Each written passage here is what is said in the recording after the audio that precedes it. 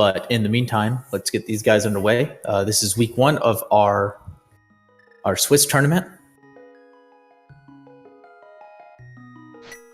We got file name here and neon link.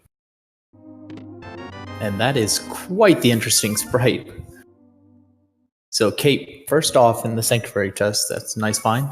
And Chexhuman, he's going to save and quit and start in Link's house. The way this open mode works is that the rain state is over, and you get the choice of starting either in Link's house or in the sanctuary, and both have a chest.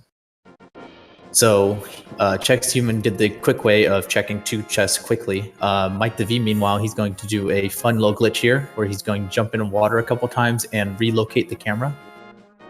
And when he offsets the camera and drops into this hole, he'll be in the Chexhuman room, which is also known as the Hall of Fame now.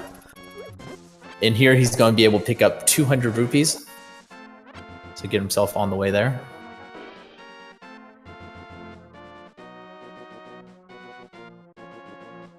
Chexhuman's coming around. He's going to do the maze race, or at least check to see what's in there.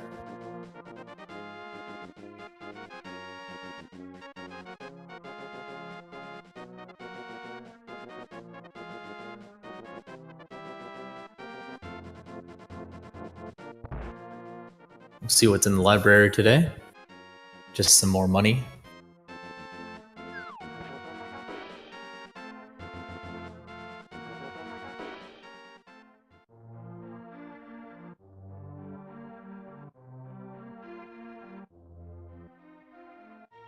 Check out Kakariko Village while we're in here. See what's in the back of the bar. Just some arrows. Mike, meanwhile, is making the exact same route that Chex did. He's just after he has a 200 rupee extras on top of him.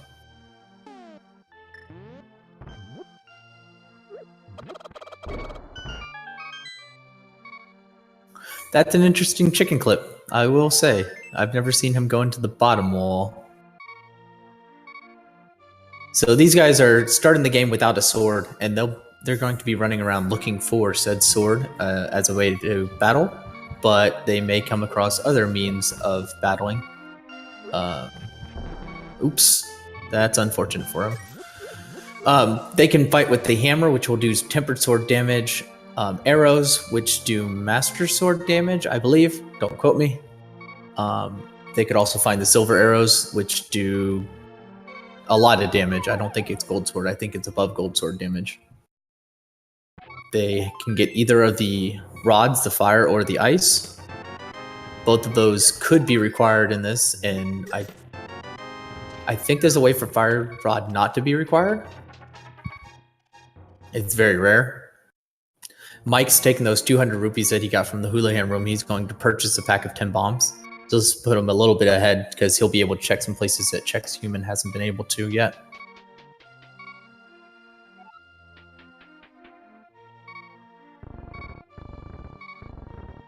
Gets ripped off by the bottle vendor.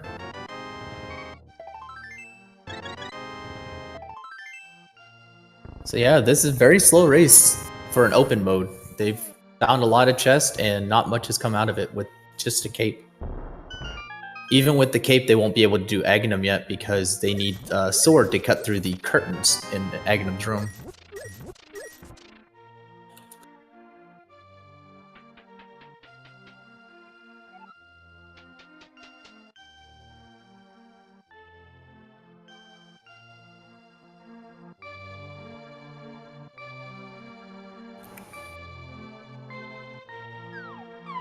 So Chexhuman's going to take the bombs that he just got from Blind's hut and check where mikethev just was. And meanwhile, mikethev is going to take care of the Blind's hut.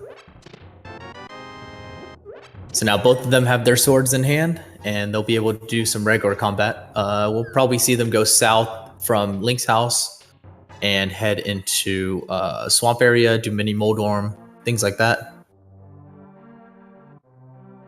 Both of them are still pretty scarce on cash. Yeah, I said they needed a sword to get into Aghanim, and the game gave them a sword, so...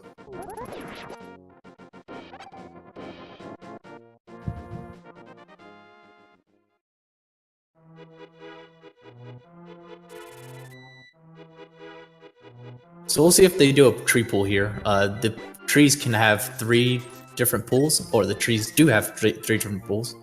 You set that up by killing enemies, taking damage from enemies.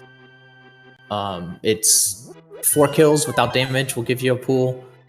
Less than 4 kills and damage will give you a pool, and then no, empty doesn't give you anything. I don't remember the third one, but yeah, I guess more than 4 kills and damage taken will get you the third pool. And so we had 20 from one of them, and we have arrows from the other. We are now literate.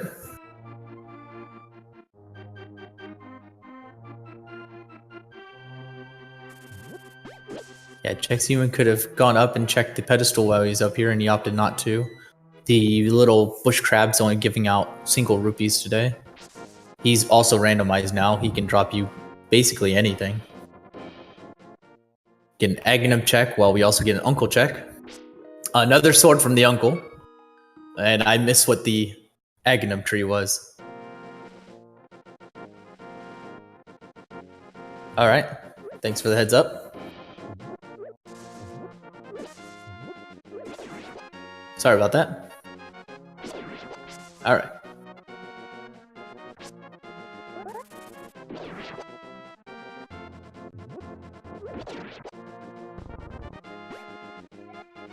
He didn't get the third pool. Just got 2 of the pools, I believe. Mike the V going into escape.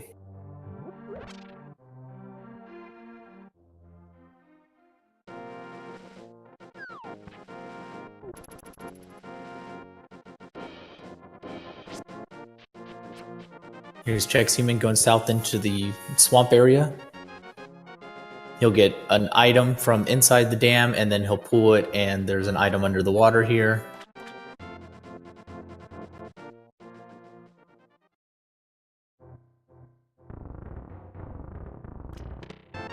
And we got a hammer in the swamp. Very, very nice find for him.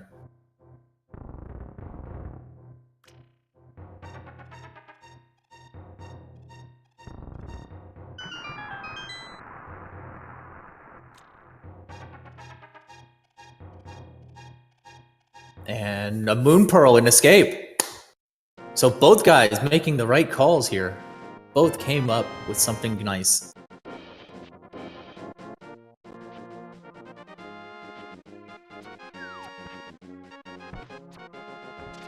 And here we go down to Mini Moldorm.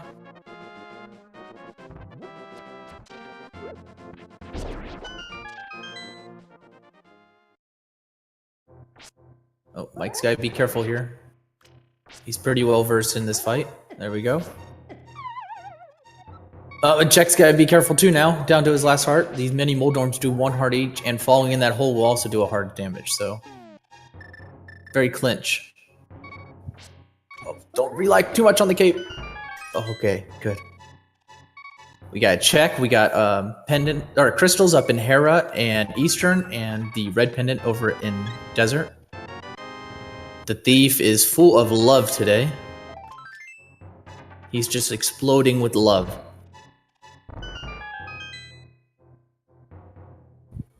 Mike the V heading up to Sahashala.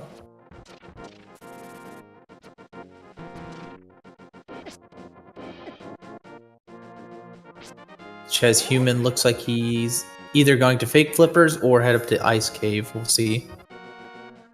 And it's the Ice Cave. Dark Palace is going to be the green pendant. Very nice use of that. We got a mirror and heart and some arrows behind Sahashala. So we got our green pendant over in Palace of Darkness, red pendant in Desert.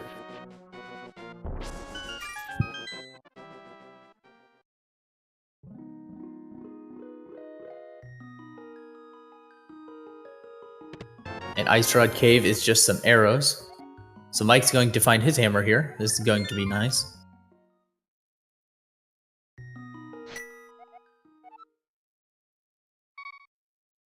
If he can find himself a lift, he'll be able to get into the Dark World. and do some stuff.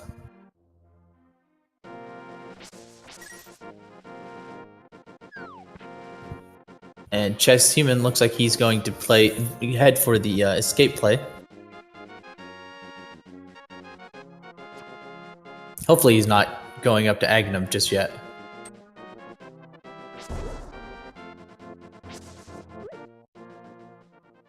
Mike the V has a book. He can get into the desert if you'd like. There's also the Agnes cave over here and the desert ledge item that he would be able to get as well. Chexhuman picks up his master sword.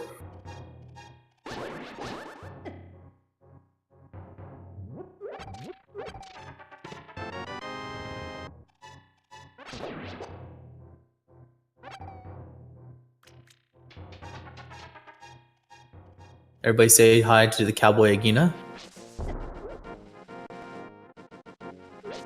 He lives down here in the southwest.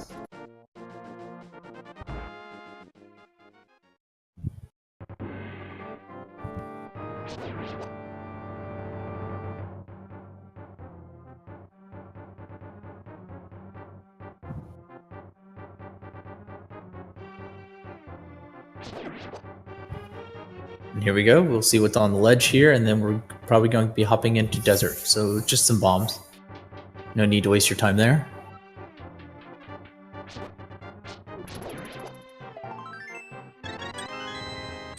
Chexhuman's making the right play here, coming into escape. He's going to find a moon pearl.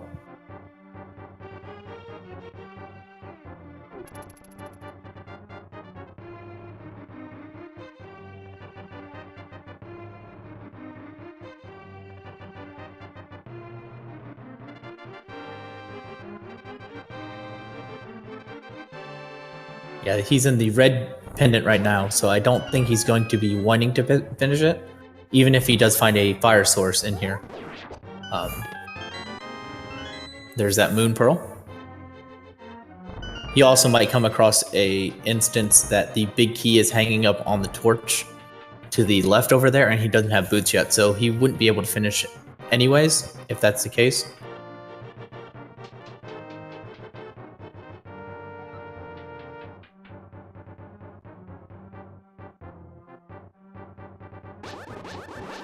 Oh, there's our fire source. He did find the lamp. And he comes to the conclusion that the big torch is up on the big key is up on the torch, and he heads his way out. Chexhuman is taking a death warp here.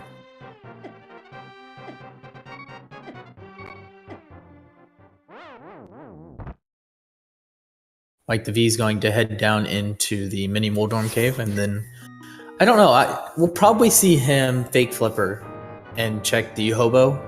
If not, check other places. He has a moon pearl, so if he fakes flippers, he would be able to also check the waterfall ferry. Here's something I don't think we saw Mike do, which is going to the escape part of the castle. There's one chest here, and then there's 3 near the sanctuary. So if this chest in here is a key, he'll be able to get all the way into the 3 near the sanctuary without the gloves. Logic says that those chests are glove blocked, so it's not going to be a required thing. Especially since he has to do this in the dark since he didn't get the lamp yet.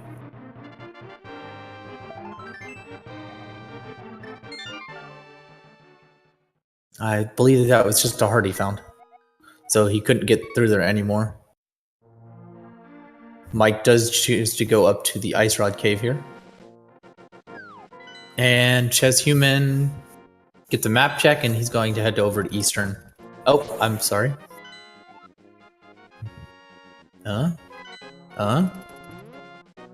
He is going to head over to Eastern and see Mr. Sahashala.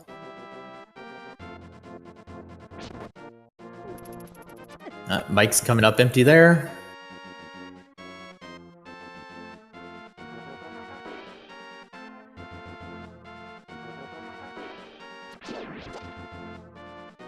See him come down here and set up for fake flippers. So fake flippers work because the game does not check to see if you have flippers after a screen transition. So if you set yourself up to transition, Link gets one movement in the water. So if you set yourself up 1 pixel from the screen transition and hop in the water, you'll be able to swim without the flippers.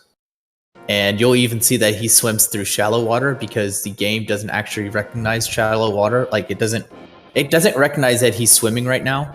It thinks this is land. So there's no difference between the deep water and the shallow water.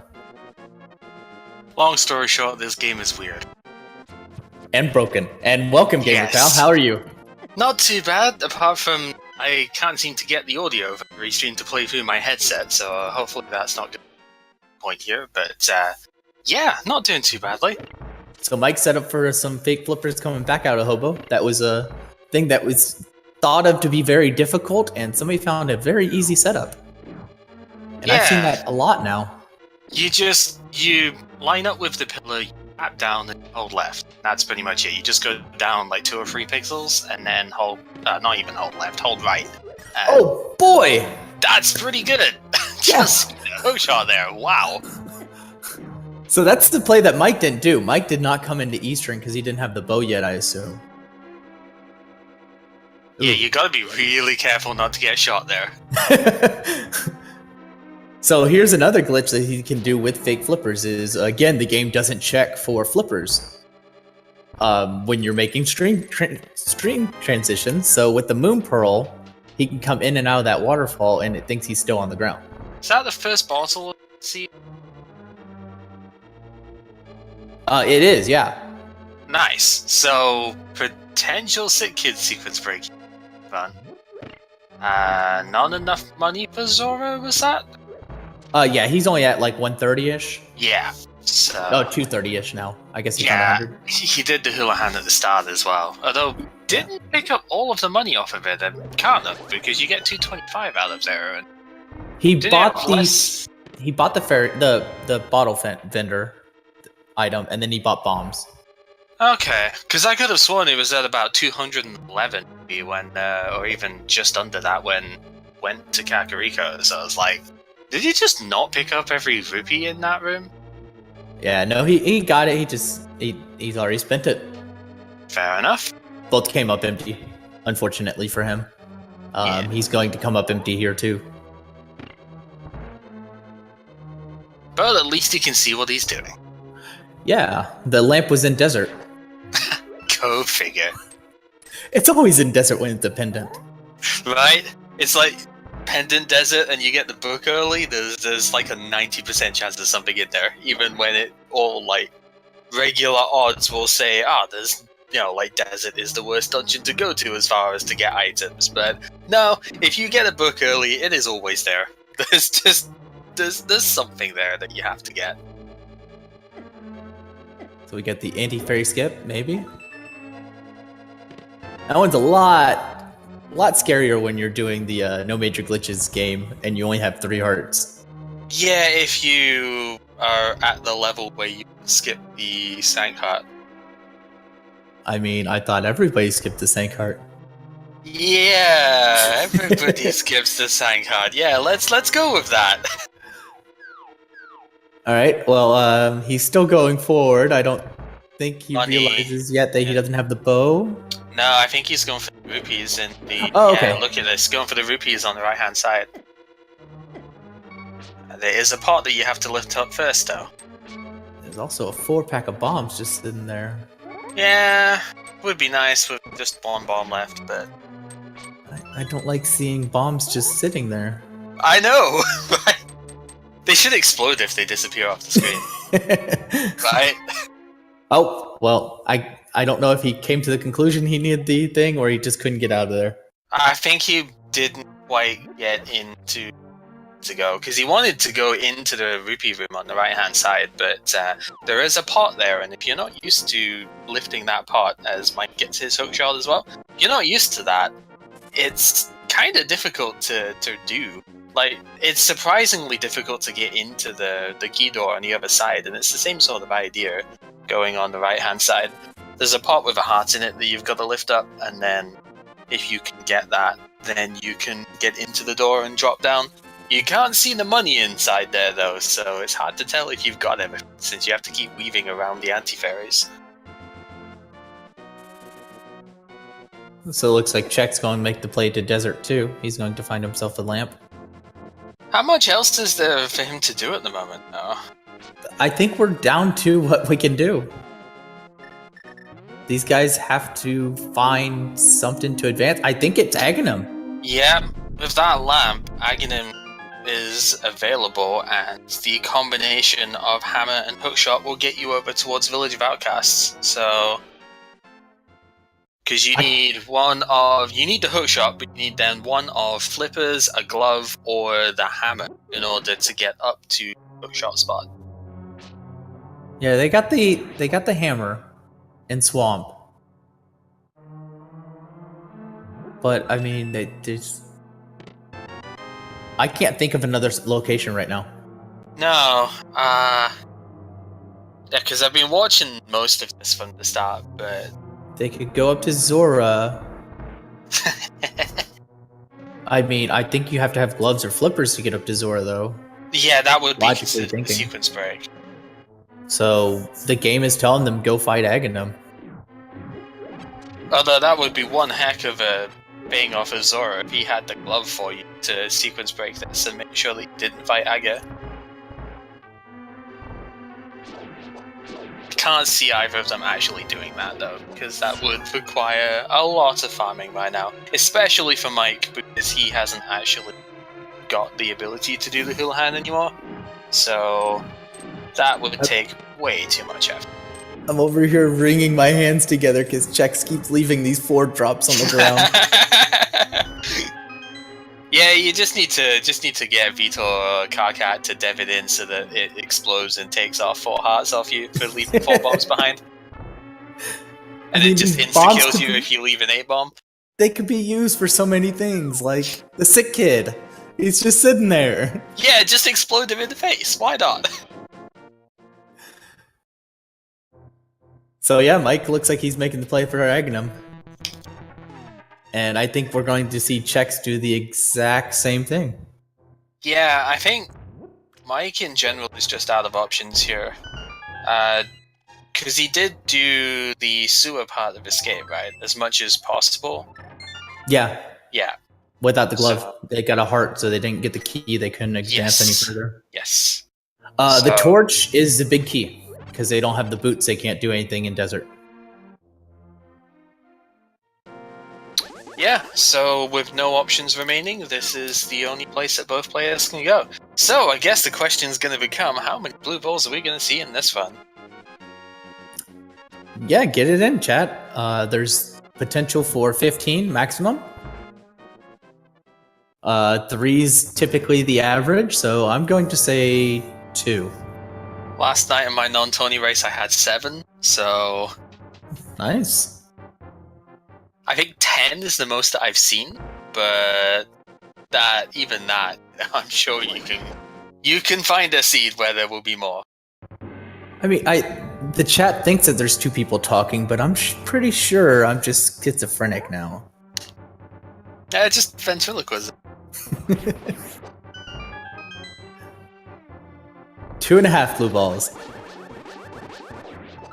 So we're gonna get 3, but one of them is going to be inside the walls, so that only half of it comes out. That's what we're getting there. Same sort of thing as what would happen if you knock him in the Aga 2 fight. If you knock him into the end and go from there. Yeah, same idea, right? I miss Chex picking up the bug net apparently. Oh, okay. He's the only one who can actually fight Aghanim properly. This is true. that was the other funny thing with the race I played yesterday. Zero Rush and Zatos and whatnot. The bug net was in the Lumberjack, so it's like, how are you supposed to win now? You can't beat Aghanim.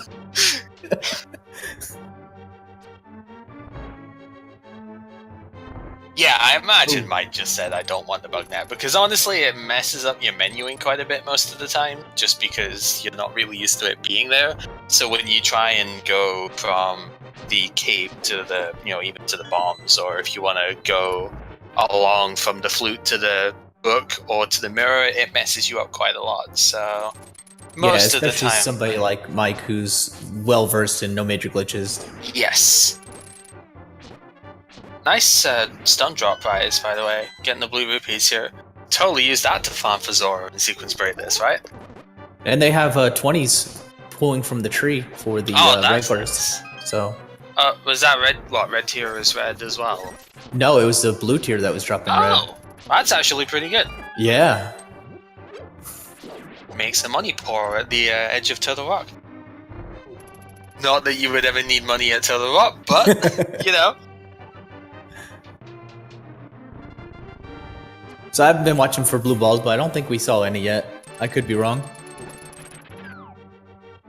We saw Chex there getting the hitbox sprite, basically hitting that with the hookshot instead of hitting the guard, so I have no idea why on earth they coded it this way, but the trigger for the guards to start chasing you is its own hitbox and can be interacted with by items and whatnot. So if you ever see the boomerang in that room just not hit the guard and just come back to you halfway through, it's because you hit the hitbox of his alert state.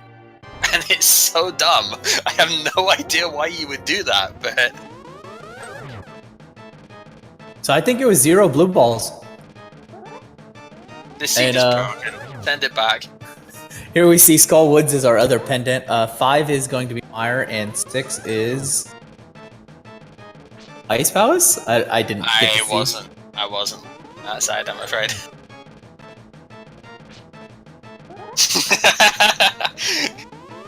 Well, it's tradition in an Aga-required seed. You must have at least 2 blue balls, right? Because that's how it works. At least that's how it's always worked when I've had to do this. So... So Mike's going the way you suggested, getting the hammer and using the hookshot, going to the Village of Outcast.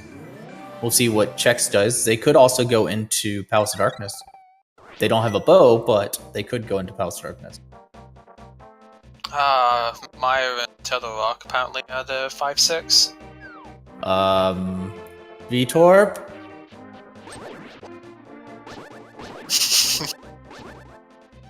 I guess Tether Rock 7 normally. Okay. You're okay. Yeah, Tether Rock is normally 7. It's normally Ice Palace that's Crystal 5. Meyer's Crystal 6.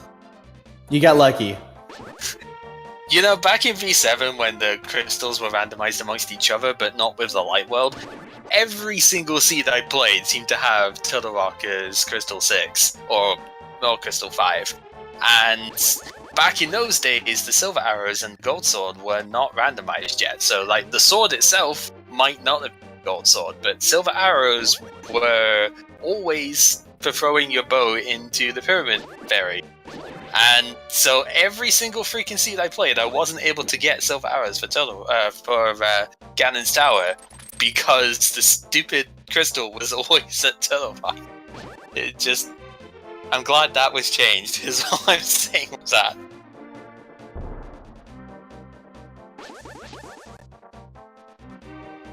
Yeah, that was a nice update to shuffle them in there.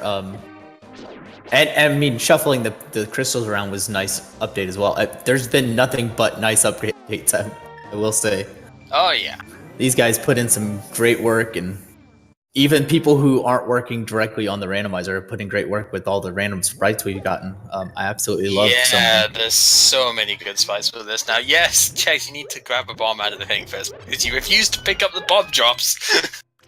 This is what happens when you don't pick up the bomb drops. You run out of bombs. All comes back to bite in the end. So Mike's here in Skullwoods. It's a pendant for 1.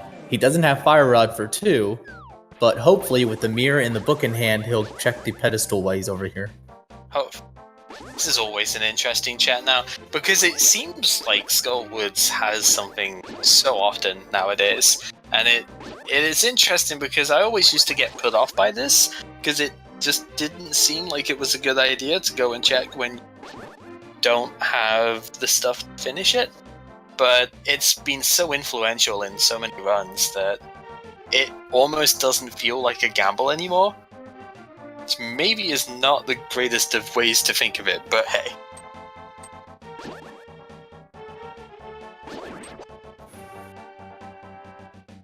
Yeah, it's a fairly quick check, but it doesn't look like he's going to actually check the pedestal. He would have done it when he was in the second section. Yeah, that essentially that was one of the tipping points for me going, right, fine, I'll learn how to do Silverless then, jeez. You know? Yeah, it was quite a controversy in the last tournament. I don't know if Chad actually pointed that out, but we had a couple people who they would leave Gannis Tower and go find the silvers when they did get shuffled in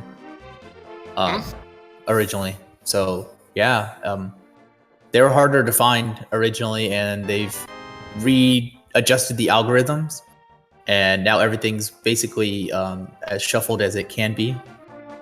Things aren't favored to one location very much.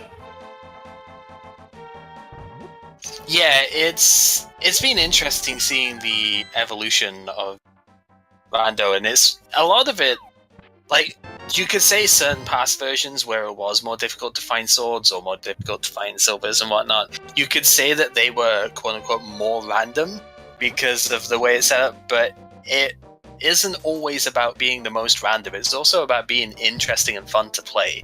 And when every single seed, it feels like, has silvers, half magic, and 2 swords in Ganon's Tower, it stops becoming random at that point, you know? And that is something which has been improved a lot in recent times, definitely. So speaking of swords, both of our players are getting their tempered sword right now. It's pretty good. Oh, nice memory for Chex there, remembering that he hadn't done Bottle Vendor yet. Very difficult place to remember to do when you have missed it the first time because of money. So speaking of things to do in town, Mike has a bottle and Chex doesn't because his sequence break. And yep, here we go. Oh, Aoife. Okay. We got. See, this is why he's sick though, because it's only 100, right? It's not enough to buy a potion. I'm curious about Mike's play here because he has a bottle with a B in it. He could have given to the vendor as well while he was there. It's very easy to, as I found out the hard way recently, it's very easy for that bee to just decide to go for the stupid duck instead. And so even when I feel like I'm more than far enough off and the duck is off screen, the stupid bee goes over there anyway and the guy doesn't respond to it. So maybe it's just a little bit of that, as well as I'll do it later if I'm gonna do it. Or maybe he has plans for that gold bee. Maybe he would use that gold bee to despawn one of Blind's heads here. Oh, and we got a funny outline. This sprite is great. Gotta say.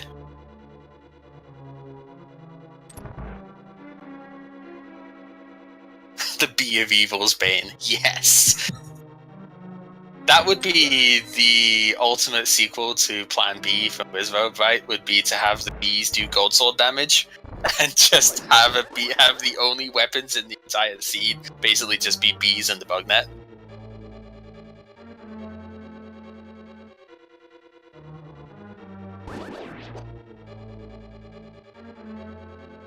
Okay, so the thing with a bee in the bottle vendor, if the gold bee is what you have in your bottle, you can release it next to the bottle vendor, and assuming that the bee doesn't wander off and it actually, quote-unquote, attacks the vendor, he'll go, cool, a bee, here's 100 rupees, and then he'll swallow up the bee, don't know what he does with it, but swallow up the bee and spit out 5 red rupees at you. I have had seeds in the past where the bottle vendor has given me a bottle with a bee in it, I release the bee and instantly get those 100 rupees back, so it's like I just got a free bottle off it. Which is always fun.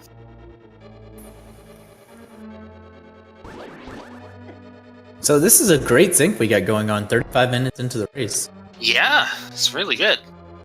We have a couple of differences, but it was mainly just one sequence break.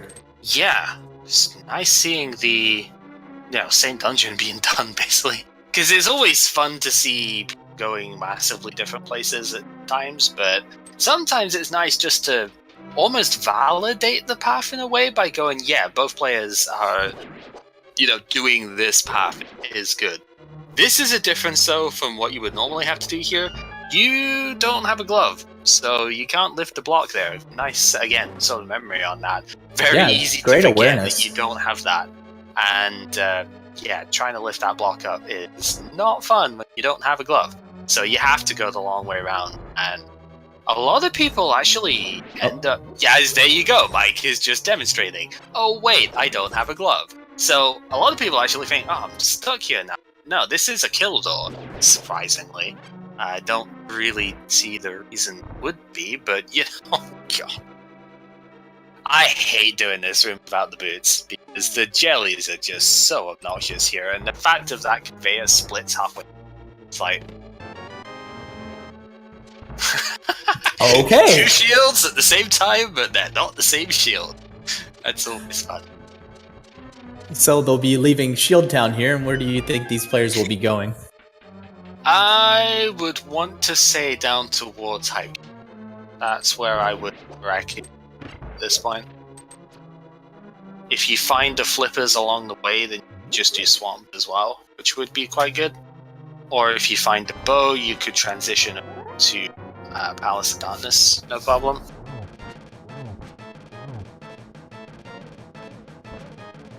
So are you going to do the Swordsmith first? And then take the purple chest with you while you go that way? I would love to, but I don't have Tinesmith, so... Oh, yeah. Yeah, thanks for the awareness. That's another one. Oh, there's the flippers for it too. So this is great because this is just following that big one efficient loop around the world. So this is actually fantastic seeing this. Of course, you would love to not have to full clear Swamp, but at the same time, there's a lot of stuff in there, and if you're heading down for Hype Cave anyway. But it looks like Chex is gonna look at, well, I can't get in here because I don't have a glove. Yeah, I was gonna say, please do not go to the left there, because I almost did that in the 2v2, right? Well, actually, he's not gonna go that way. It's like, wait, I don't have a glove. How am I gonna get into Skull Woods? You actually can, and he's gonna do it now. But if you try and go in from that left-hand side, then you will get blocked by the mix there. So... yeah, this is another one of those little situations you always just assume, I'm gonna have at least Power Glove at the beginning, right? So, I don't need to do any weird things. Oh my goodness, he's finally going to get the bombs. I would say you're happy now, but there's so many ones he's behind. So we got Dig Game coming up. Yeah, this is the nice thing of Michael. He just dug up the ground under the guy. That's great. Good job, Mike.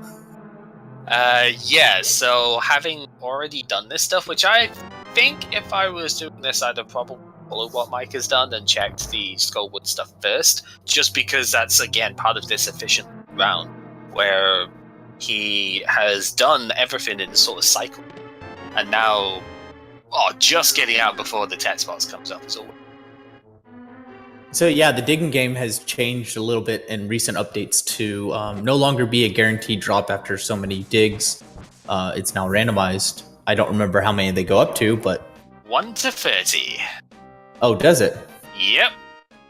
Also, since it was asked if it has a 20 rupee or any other rupee count, the rupee itself is not actually animated at the ground as the prize. Not to mention now there is a ding, or you got a treasure sound when you actually pull it out, or like puzzle solved sound when you get the item out of the ground. So yeah, you'll see the final rupee or the dig fly in the air for a long period of time compared to everything else. And then finally, if you do pick it up, then it will actually stop you as well. So you'll hold it up in the air as you would other items. So lots of different ways to tell that you got it.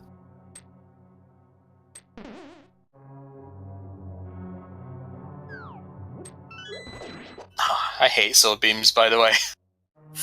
He's seeing on Mike's side there that one guy that normally dies very to your sword just take 2 hits because the sword beams are dumb. Oh, yeah, you gotta be a little bit closer to the wall there if you want to explode that.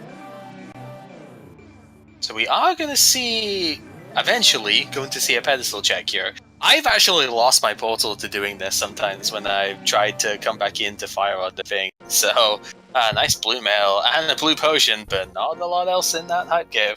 Yeah, that hype cave makes me blue. With sadness. And we got a very excited health text. It's like, yeah, get some health. Except it's still bad.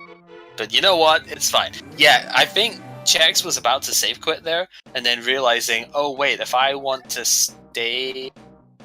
Okay, I think I see what he's doing. So he's safe quitting in the Dark World because he's killed Aghanim and has the mirror, which spawns him on top of the pyramid. This is the side he wants to be on. Not sure I completely agree, but at the same time, if he's going up for Catfish here, then he can do Catfish Zoro all in one shot because of having flippers. He might also come south here with the hammer and go to Hype Cave now. Yeah, I'm not sure I agree with doing it this way, but at the same time, the walk out of Skull Woods is really long, so maybe this is actually better. But he's gonna miss out on doing game and the Haunted Grove and Stump Kid stuff unless he walks back, and at that point, I think it is much longer. So it's fine. It's just in terms of overall getting items, it's less effective. But we didn't really see much when Mike was going around that way, so maybe it's okay. Yeah, just a Cane of Burna, which can help with Spike Cave, but You already have capes, so... Exactly. Oh hey, it's a blue shadow now. As you would expect, of course, but still looks alright. Red mail is going to be so hard to see, though. If we find that. Yeah, so taking the trip in the swamp, I hope. That's the thing. Maybe do the Bombos tablet first. That'd be the only other one I would consider here. But no, can't go that way.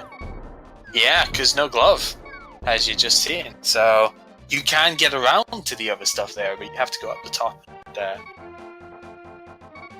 Yeah, so this is why I would have done the loop that Mike did myself, just because of the efficiency, if you will, of doing that one big old circle. So yeah, with Hookshot and Hammer, they can completely finish Swamp, so this isn't a bad play by Mike. Nope. And we'll see what's in Bombos. And Swamp is a crystal, if I'm looking at that tracker correctly. Ooh, half magic. That's pretty good. Yeah. I'll definitely take that for clearing Bombo's tablet out. I would imagine Mike will probably do that after this, just because it's pretty straightforward to go and look from this side. But we'll have to see if he remembers. So Chex is determined to go and check the overworld stuff before doing Swamp here. Okay.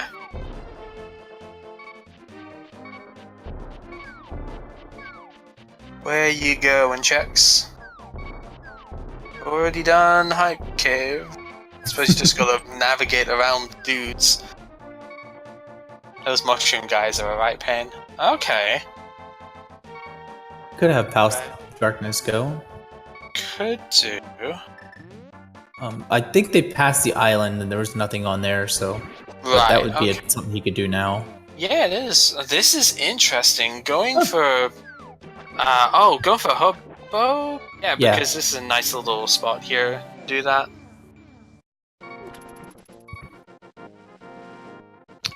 Definitely an interesting way around here. Oh. No, so it doesn't seem like Swamp has had a lot, unless I've just really missed it. I haven't seen anything. Oh, apparently he had the Fire Rod, though. Yeah, how could I have missed that? Best that is something differently in there. The best thing in the entire game, and I missed it. I'm disappointed. You cannot see that player swimming in the water there. Good lord. That is great. Okay, so Swamp had the Fire Rod, so that would let you go back to Skullwoods if you wanted, but it is a pendant, so maybe not. But I don't know what else you would really do with that right now. I didn't see whether was there still an item left in Skullwoods. We got a heart, a piece of heart was the only thing I saw. Right. But at this point, there's one item in all of Skullwood. It's a pendant, so yeah. It's tough to call. Oh, don't die here. It's tough to call because ideally you probably want to avoid doing it, but at the same time, if you don't have a lot else that you can actually finish, maybe it is for the better. Have you just lost that puzzle, Jax? You have. Whoops! Well, I think he just wants to go to Zora at this point. Yeah, he grabbed that 300 rupees for a reason.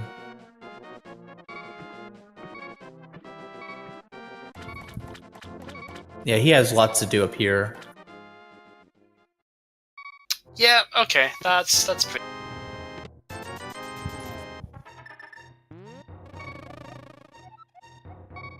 He's gonna throw the bottle in and fill it up, so let's see what we get. This is not something you usually see. It's fun to have something different. Yeah, no, this is a good play if it's a good bottle. A red potion. That's reasonable enough. Better than a B. That's debatable. To be fair, I don't really use bees myself, but a lot of people will fight you on that one. Typically more useful than a B, especially on the Granite fight.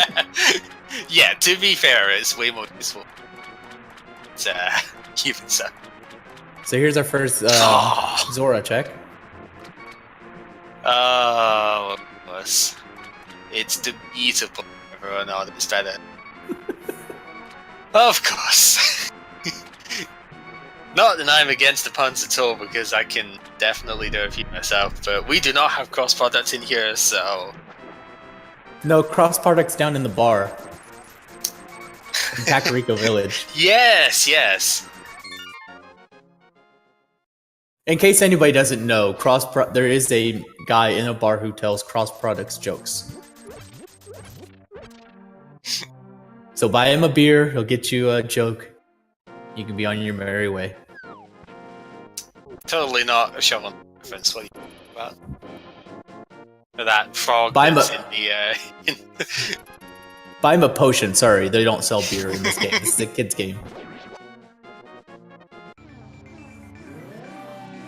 Just a right over there. I think that's all our items. I don't think he's going to find anything in the big chest, but I may have miscounted. Yeah, he clearly thinks he will, so maybe he's... well, obviously he would have recognized that map and compass have been picked up.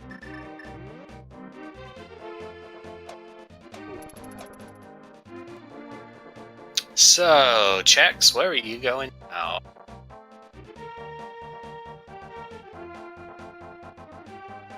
Oh, just 10 arrows. Man, that's harsh. Go all the way over the other side for a boomerang that messes up your menuing, and also just nothing in the chest. Mike is also leaving the bomb drops behind here, but unlike Chex, he actually has bombs to spare, so I can live with this, as Chex is just going to follow in Mike's footsteps here, it seems.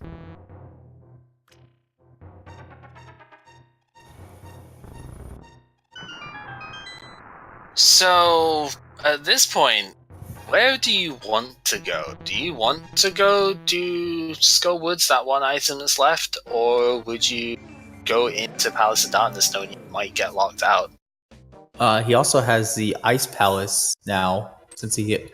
Nope, never mind, sorry. Titan's mid. All I keep thinking is, where are these mitts? I can't... Yeah, we haven't got a single glove yet. There's so much you can do with gloves. Yeah, you gotta go into Palace of Darkness or Catfish here. You can't do Catfish because no power glove. You need the glove. So... God. You really are quite limited, and I think I would want to do Palace of Darkness first here, or at least try to, because of how long it takes to go back to New Skull Woods for just one item. Maybe if both items were locked behind a fire rod, then maybe that would be acceptable. But since it's only one, and it's a pendant, and yeah, it's just, I don't know. Because Skull Woods wasn't green pendant, was it? No, Skullwoods is blue. Palace Darkness is green. Whoa, bucko! That's still one of the best things.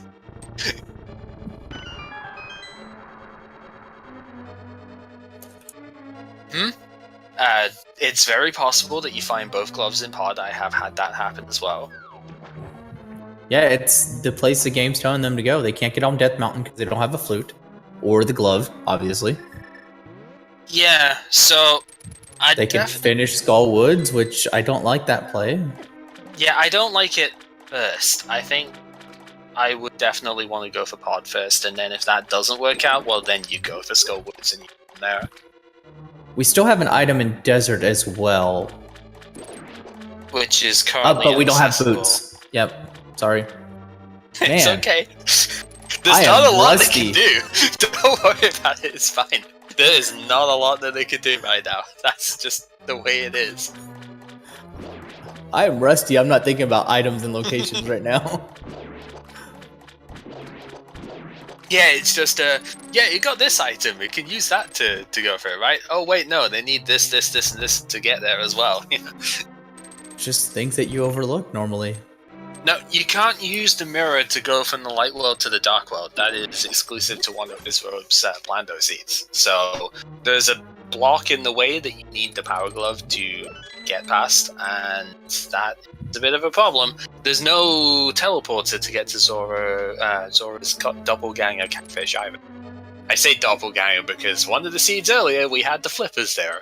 So I think that was one of last night's ones where the flippers were actually at catfish, and yeah, because it was Touchstone's match. Because if you water walked, that was the only way you could skip Aghanim, and because the hammer was in Ice Palace and the flippers were at catfish, so by the logic, you either fake flippered and did Ice Palace to get the hammer, or you used the water walk to skip Aghanim so that you get the flippers, which then would send you over there. Oh, Cane of Samaria, that's pretty good. Definitely needed. Fine. House of Darkness looks like this is the place to go. Hopefully we'll find some gloves or at least a flute. But I'm going to have to step away, and I'm going to be replaced by the lovely Sakura Tsubasa. So enjoy. Thanks for hanging out, Gamer Cow. Yeah, no problem. Thanks for stepping in when the else would. Yeah. Enjoy the rest of the race. Alright, take care, man. Hello, everyone. Hello. How are you today? I'm doing great. I can't believe that this race is 50 minutes in and still no gloves. Right? Normally you would have all of this stuff by now, but yep, no Titan Mitt to be found, no Power Glove to be found. No, not any. Plenty of Helmasaurs to knock you off the falling bridges, though. We got the Cane of Samaria here, though. Which is at least something that helps. Yep.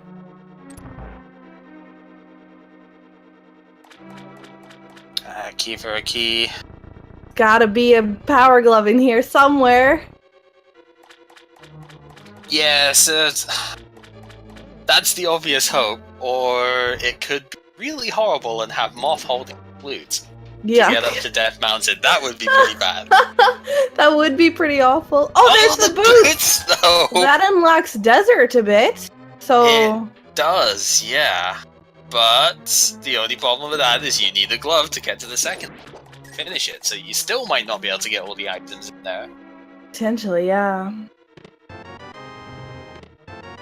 This at least will let both players get the King's Tomb as well, though. And King's Tomb has had gloves many times in the past. Not always the first one. That's not usually how it goes. But yeah, that is one of the more common bug reports, actually, is when people think they've soft-locked, and it's because of the King's Tomb having Titan's Net, but you can use the mirror with the graveyard area to get around the back of it. Well, unfortunately, it looks like that's about it for Pod, so there's a few other places that they can go. They're... Mike, where are you going? I don't especially like the way he's going about this, because there is no easy access without the Power Glove to get to the north half of the Dark World. But going through that north half of the Dark World, you would be able to get the item he's about to get now, but also get King's Tomb, and then if you still don't have anything, then you can go to Skull Woods in one go. I think he's got the right sort of idea, but I think he's doing it a little bit less efficiently than good. Ooh, unfortunately just a green rupee. Yeah, so now the thing is, unless he's got somewhere else in mind, I guess he didn't check the lumberjack, so maybe we'll see a blind pull of this, if you will.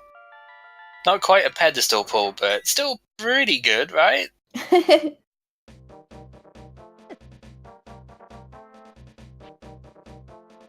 Yeah, it could be vanilla gloves in desert. That is an option.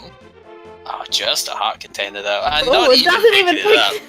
pick. There's not really much of a need to. He's got 11 hearts blue mail, and Mike is an absolutely phenomenal player. He will not need that per se.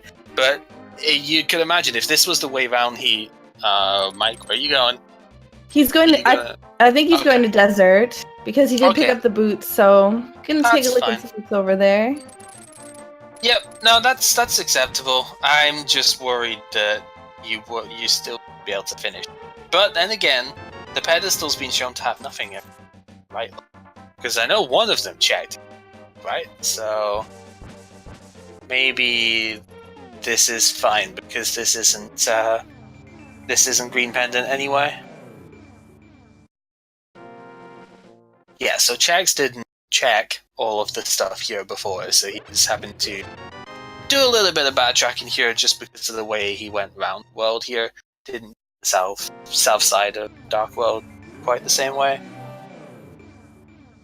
Yeah, okay, pedestals are hard. Yeah, the maximum health increase one. Yeah, I remember one of them checked. I don't remember if it was Mike that did though. All right, so we're gonna get a big key here. Oh. Hopefully this leads to something. Vanilla gloves? A flute, maybe? Flute would be fun. No, Oh no! just the 200 rupees! Ah, this is where the Gerdo hid their treasure, huh? Well then, where would you go from there? So yeah, the idea must be that you either do King's Tomb or Skullwoods with that fire rod that was picked up in Swamp. Okay. Ooh, very nice boomerang strats for that heart. Yeah, I think I saw him get 2 hearts off of that, kind of like you would with a hook shot earlier on. Yeah, Chex, you kind of can't go that way. And he's going to find out the hard way here. Oh, wait, I have no glove. I can't keep going this way. I don't blame the players for that, because this is a very unusual situation here. We're almost an hour in with no lift upgrade. That isn't unheard of, but is very close. Oh, he's got a sick kid to do as well.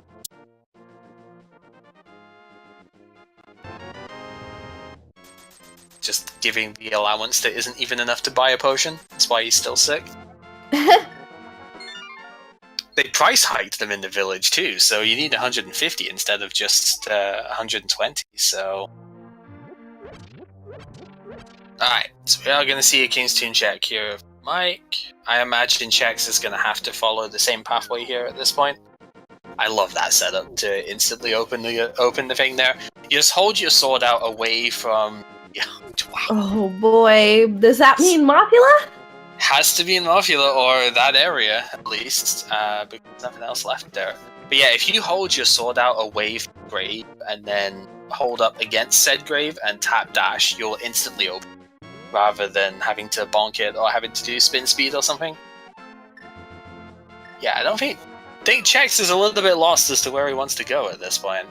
Because because he's done the hobo, he's done all the Zora stuff. Yeah, I think he started to head towards lost. Pod. I think he started to head towards Pod and then realized he wasn't going to be able to do it that way. So I think he's going to head up to Pod through the through the Aghanim portal way. Yep. Again, this is an extremely unusual situation to be in, so I don't blame the players for getting a little bit confused as to, wait, you're expecting me to do this exactly? Because even with as many times as these guys have played Randomizer, this is a situation even I've only come across once, having no glove to have, this far in and having to go all sorts of weird ways around. Usually the hammer's the one that trolls if you're gonna get anything that way, where you get Titans meant to get into Skull Woods, but you don't get the hammer decades. But yeah, a single glove is what's stopping them from doing anything. Wonderful from Mike there. That was very well done. Freaking sword beams doing what they do best, getting in the way of killing the mini model on there.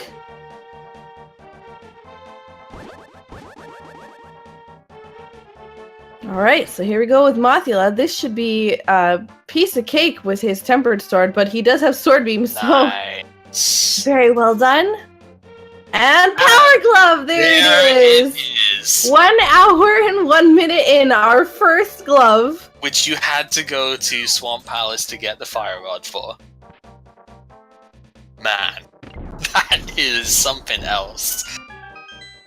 Usually, you would see in this sort of situation Swamp having the glove, and then you go from there. But no, this has gone one step further. And yeah, Mike has not actually checked the pedestal himself.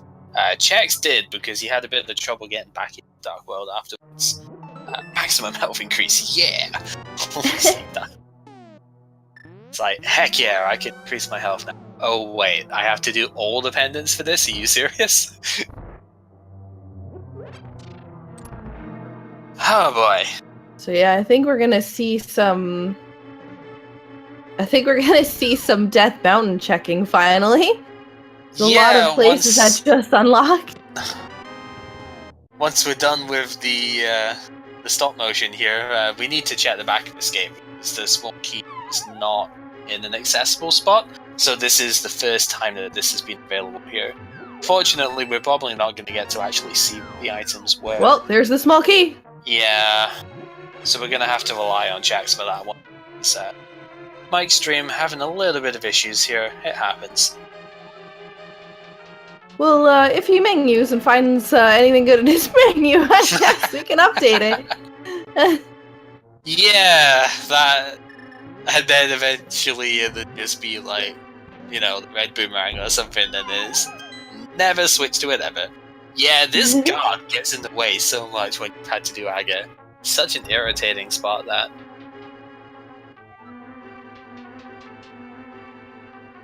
Alright, so we're gonna get some old man love here. Oh my goodness, that red neon male's right there. That's amazing! Oh, you are never going to be able to see that in the dark room. Oh my goodness, that is so good. The Neon Link is actually one of the most recent sprites introduced to this fight. Chex didn't finish going all the way through. Sorry, That's going all the way through okay. Pod, so he didn't get the boots. No, he didn't, but he does have the Fire Rod, and you might be thinking correctly in this case that, well, if I have the Fire Rod, then Skull Woods is going to be the place to go. But we're going to see those boots kind of open up the gap a little bit more for Mike here.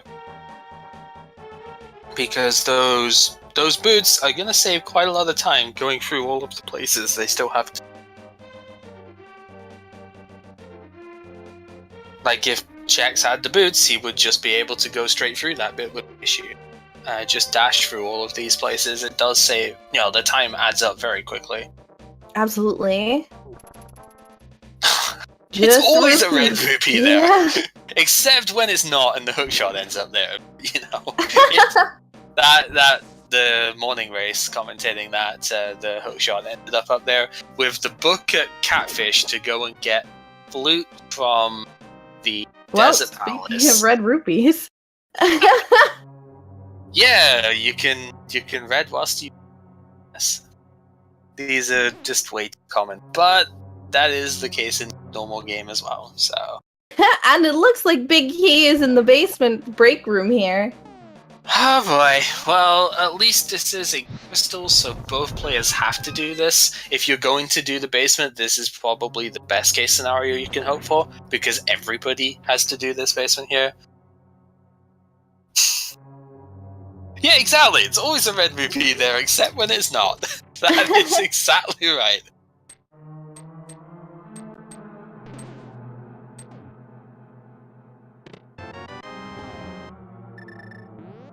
Mike is opting to carry around a pot instead of taking the break. Why not have some fun with this, right? The boots were in Palace of Darkness, the same place with the King of Samaria and the Fire Rod, which is what's enabling progress here for Chex. So it looks like the way Randy's doing this, he's not actually killing first. So, because he must have gotten the big key from the other chest there, so he's going to check that first. Little bit unfortunate. Yeah.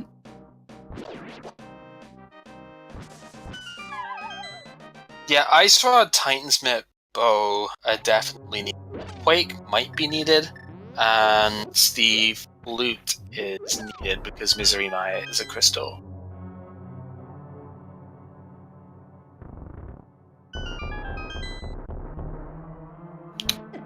Don't think there's not really anything else that could be needed at this point, so.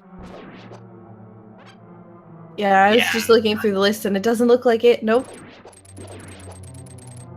Mike the V picking up a map and the shovel. Enough. It's always funny when you get those fetch quests way up Death Mountain. Yeah. I had an amusing thing with the shovel last night, actually, because I got it off the first dig of the digging game. So it was you literally went in and you just dug up the shovel immediately. That was pretty good for a laugh. Maybe that was the shovel of the last person who did the digging game. Ooh, that's dark. He dug his own grave. And just a compass.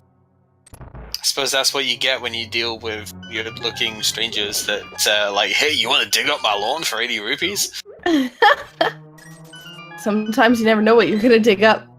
Yeah. Thankfully, this game is not rated M, so we're okay with that.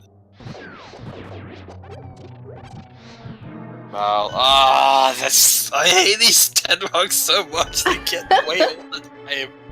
Oh. Vile creatures. Look how much they're just messing Mike up here. Yeah. It's amazing because it's like even the greatest of us still get completely screwed over by these stupid things. It's just, please. Oh hey, the other validation. There's the green rupee. And Chex is about to pick up his power gloves. Hour and 8 minutes into the seed though. That's unreal. Absolutely. And yet, at the same time, might well be thinking, well, I'm probably not that far behind with how crazy the chain was to get here. It's not as if I could have done this any quicker, or, done it any earlier in terms of the item chain. Because this is one of those forced situations, if you will, where it's like, well, I've had to do this absurd thing just to get anywhere. So you might not necessarily think that you are doing this badly. Exactly. Mike picking up a little bit of love on Death Mountain here. Not what he's looking for. Not in the slightest. So hopefully he picks up something good from this cave here. And I do like the way Chex is going about this here, because he wants to go Death Mountain straight away, and so being in Skull Woods and basically being able to go out of that and up to where the mountain is here, definitely nice reading. Unfortunately, Mike not picking up anything up Death Mountain. Oh, okay. So, where else does the glove take you? There's one answer left. Well, two answers technically. There's the Spike Cave up here is where he's going. And then there's everybody's favorite troll, the catfish.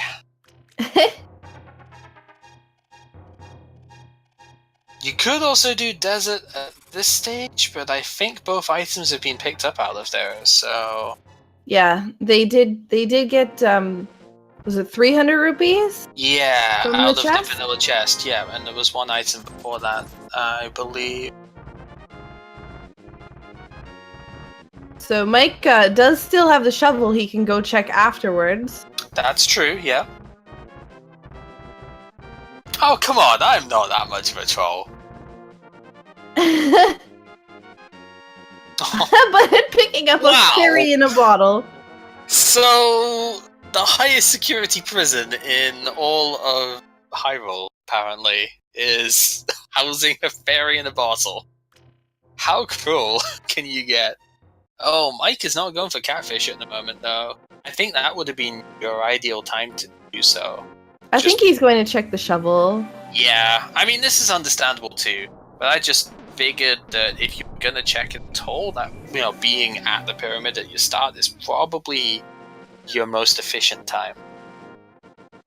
But that doesn't necessarily mean Catfish has got something, because if this shovel we need, like, I don't know, Titan's Bit maybe. Nice. Alright, here we go. What's here? And it's a red rupee again! All the red rupees today! Oh my goodness, this seed. Those cherry Jolly Ranchers. This is the sort of seed that makes you glad you're not actually playing. Lord. The cards need to be healed sometimes too. Look at all the prisoners have.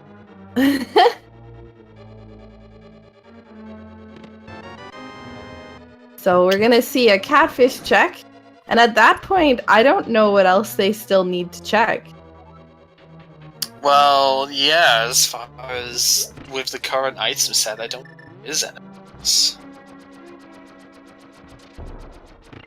But these are the sort of things that you can keep better track of if you're actually playing rather than just commentating over it. So maybe there is something that they've not done that I am not thinking of.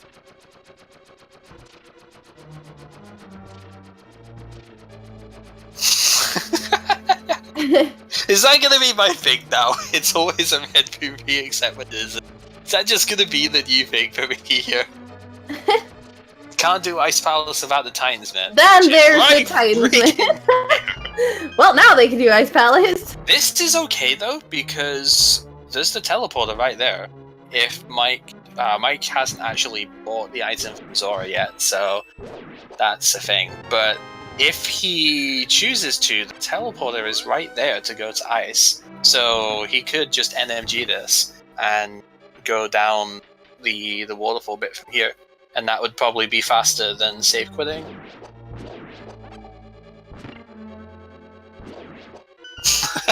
You're always a red rupee, pal. Yeah, okay, apparently that's it now. Oh, he is gonna save. I mean, it's not a huge difference, but you'd think when you've done so much energy, that would go. But this is randomizer rather than just straight up NG, so who knows?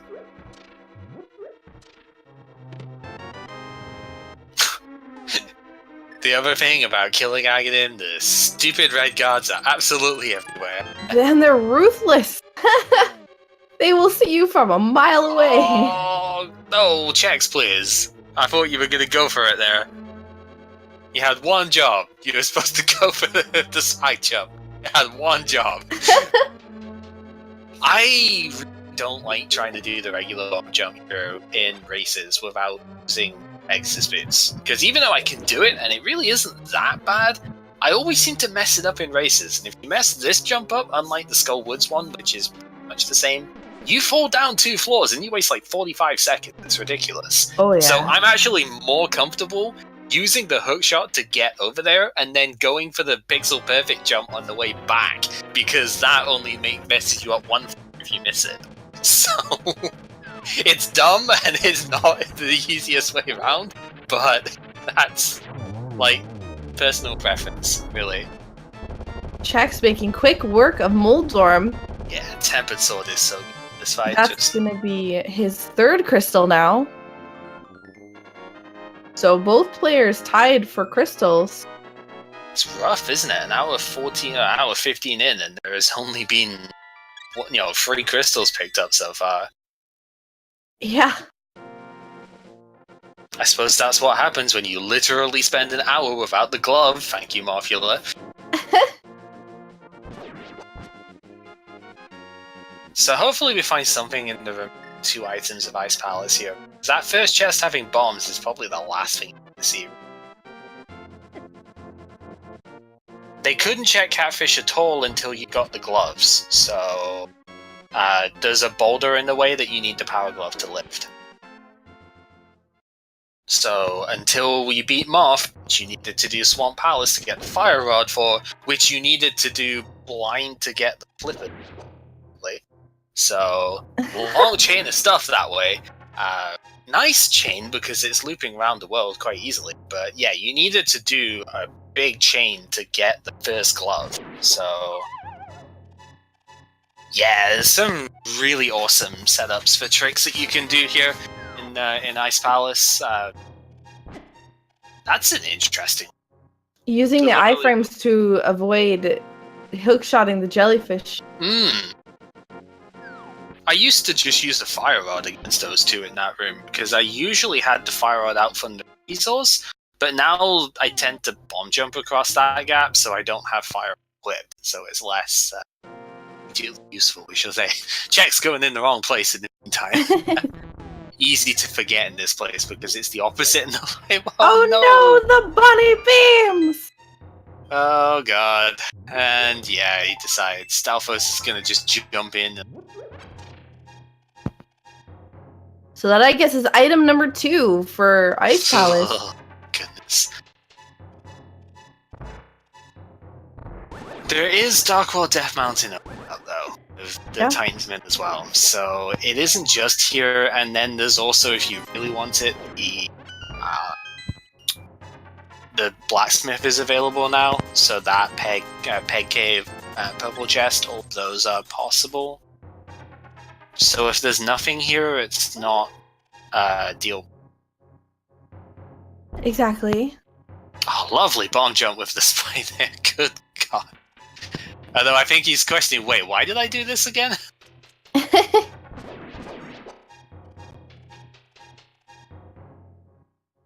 Speaking of bomb jumps... So he looks like he's opting not to go for the big chest. That's a little bit more of a complicated setup than what I worked out myself there, but it still works out just as well, but you actually have to move after setting the bomb. The setup that I have for that, he's just realized he doesn't have a key for going where he wanted to. The setup I have is if you just plant yourself in the top corner and set the bomb down, you get knocked downwards diagonally to get to the other side, but if you know a setup, you do that setup. That doesn't, just because there's more than one way of doing things. If you know your one way of doing it, make sure you just do that, because that's how you get consistent. So we're looking to see the last bottle, I guess, pick up here from Chex. This Berry is still bottle. amusing to me that there's a bottle here. It's very easy to think of Spike Cave as this maximum security prison sort of thing, just because of all the spikes in the way, and it's like nothing's getting through here, right? And that will be Mike's last item for Ice Palace as well, so there is no more remaining. Ouch. So nothing of value here in Ice Palace, just... No, that's rough. I mean, you needed to do the dungeon anyway because it is still, so it's not as if there's any harm in that. And with V26 being the way it is, you instinctively want to go for the dungeons first here, because they seem to have a higher chance of having stuff like that was advertised as having a higher chance. But I think even more what the devs actually intend, there's a higher chance of items showing up in dungeons. So you definitely want to go for these dungeons first, and fantastic full-stack kill there, by the way. Yeah, absolutely. Just super impressive. And Chex picking up his digging item, 20 rupees. Hey, he's just thinking, where else can I do stuff right now? This glove didn't really open up benefit, did it? Go to Catfish! Go to Catfish! Hopefully he does. I mean, this would be great if there was a teleporter here. You can use the thing from Skullblitz, but that's going to take ages to get to. Going from Hyrule Castle itself would probably be the best play here. But I feel like if... Oh yeah, because he's got to do this first as well. Because I was going to say, I feel like if you were going to immediately go and check Catfish, then probably would have just done that from Spike Cave, right? Save quit from Spike Cave, ends up on top of the pyramid, go to Catfish from there. Yep. And it looks like we're finally getting to see what's in here. And 5 rupees, a small key, and 20 rupees. Do you take the red rupee or the blue rupee? Oh dear. So Mike has a lot of options available to him at the moment with Titansmiths.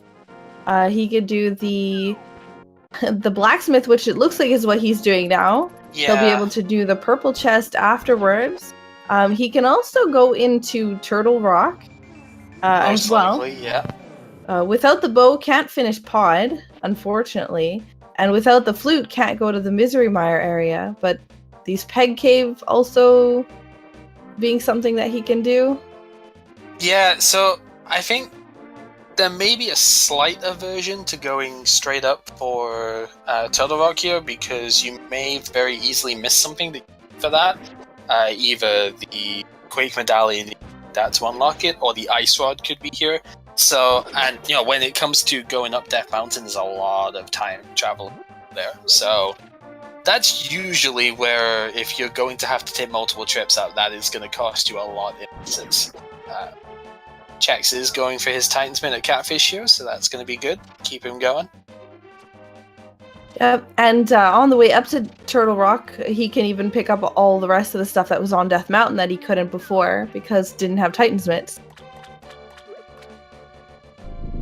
Yeah, this is just the stealth ship version of Link from FTL. Just he's using the cloaking here.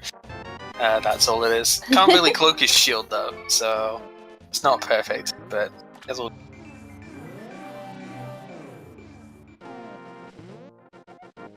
All right, returning the lunchbox.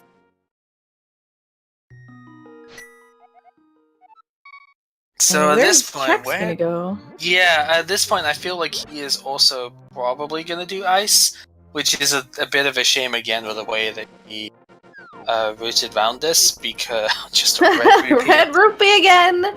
Oh boy! Wow.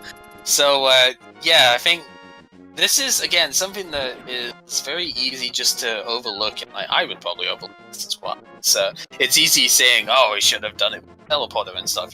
Chances are I would have forgotten about that as well, so it's like I'm not blaming anyone for it whatsoever. It is unfortunate that you look at it and you go, this is where he's going, so he could have just done this instead. Oh, I'd realize it like 5 seconds ago. Oh wait, I'm dumb, I should have done it this way.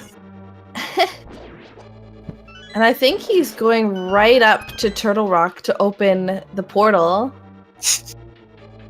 I love it. All these Game of Cow chests. I love it.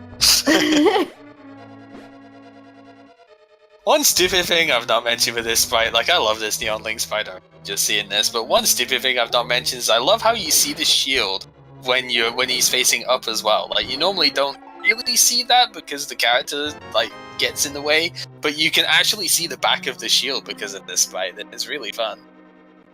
And it looks like Ether to unlock Turtle Rock, so... Okay. Yeah, I will admit, if I have at least one medallion, I usually just play with the assumption that I actually have the one that I need, because that tends to be the case nowadays. That at least for one of the dungeons, I tend to have medallion I would already by the time I get there. So I usually don't worry too much about requirements myself.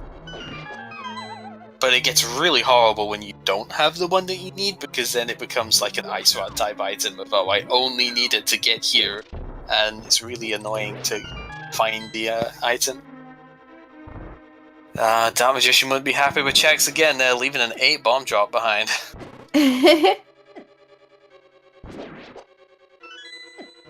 Yeah, you can see how annoying not having Pegasus boots in this room right now. Absolutely. Alright, Hookshot Cave. And what are we gonna see here? We are gonna see a bomb inventory upgrade. Oh, there's the flute! Uh-huh. God, what a vicious scene. Like, even if it has been mostly linear, what a horrific scene this is places. And I really wonder where he's gonna plan on going, because he could go into Turtle Rock, but then he risks not having Ice Rod, and Ice Rod can now be in the Misery Mire area. Do you think you would go for it anyway? I think that if I was up there, Turtle Rock does have 5 items in it, whereas Misery Mire only has 2. And even, I mean, you could get something as trolly as finding the bow in, you can find the bow in Turtle Rock, and the, I guess Ice Rod in place like Eastern or Pod. Yeah, there's also the one item in Cave that adds a bit more value since the mirror is picked up already. Yep. So yeah, in this position I probably would have gone for it because I've found some stupid things in Turtle. Let's just put it that way. Still, one of the best seeds I've seen that way is when Fire Rod managed to make its way all the way onto the laser bridge. It's like, what? How is this even possible? I think I played a Kanzeon seed like that. Yeah, no, this is just a regular old one that it generated, where there were 2 items on the Fire Rod locked bit. So you got all the way down to laser bridge, and the Fire Rod was down there. It's like, wow. Alright, there's the Ice Rod, and see, that was the perfect call to make. Yeah, so in this case, you would not have been able to finish Turtle Rock there. So, if there's no items in Turtle Rock that are needed, so it'd basically be bow at this point, if there's no item in there, then there's no, if all the big... Oh, goodness, never freaking mind! Found the D! We are in bow mode. There we go. Bow for go mode. Go, gadget bow mode. Yeah, so if Turtle Rock ends up being fast now, as in all big key and small key stuff at the start, then this definitely would have been the right play. Either for both is always interesting. Yeah, so not going into Turtle Rock at the moment turned out to be the right play here.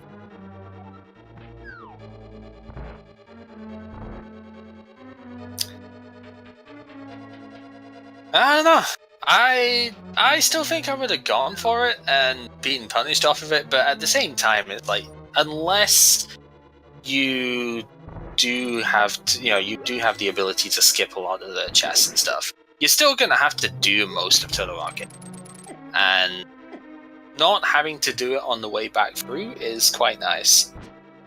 It is a little faster, but the dungeon itself is a fairly long dungeon. It is. So and even if you do have all the items, unfortunately, still you can't really skip a lot of it. You still gotta go through the same rooms, just a little bit faster.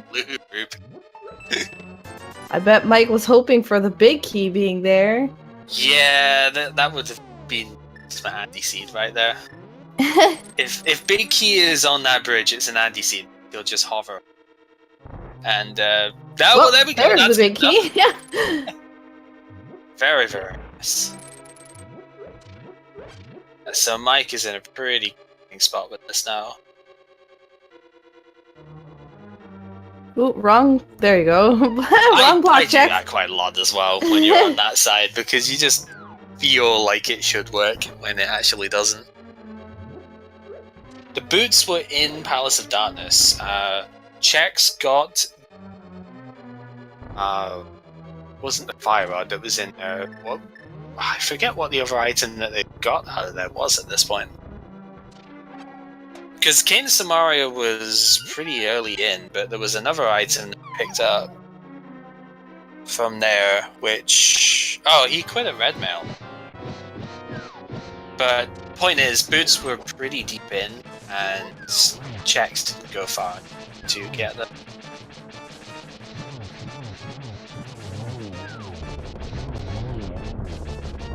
And that basically pressed the advantage here, because Mike was already ahead at that point, but not insurmountably.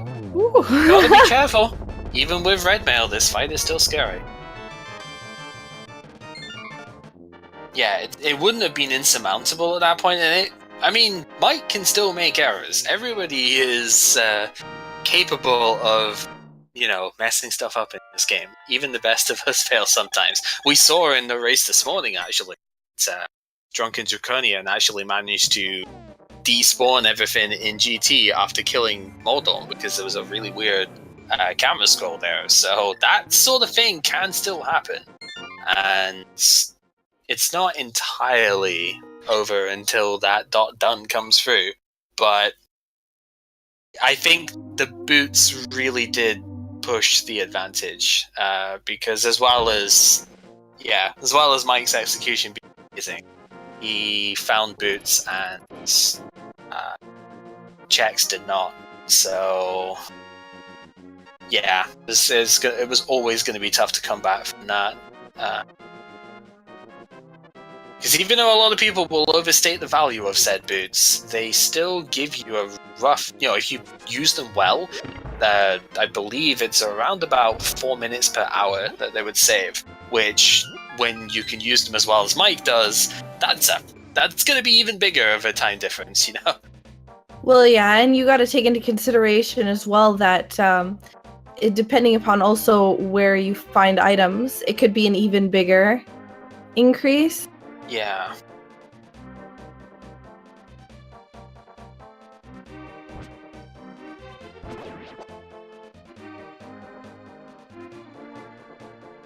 So Chex, I think, is now heading towards the blacksmiths as well. Unfortunately, not going to find him anything that he's looking for. Not at this point. No, Bo is in Misery Mire area. Same with the ice rod. And I think that's pretty much all he needs now for go mode as well. Yeah, because... Flute on Death Mountain. Yeah, Flute on Death Mountain to go and get Bo at Check. And then as far as we know, there's always that 1 in 22 chance, but as far as we know, the boots are not required.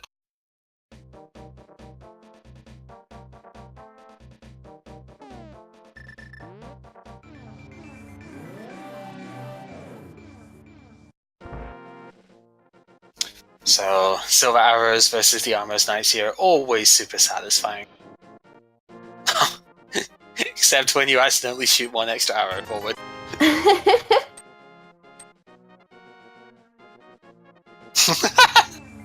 Oh, great! So now just replace the word rupee with King of Galaxy. Okay. That's how it's gonna work, huh?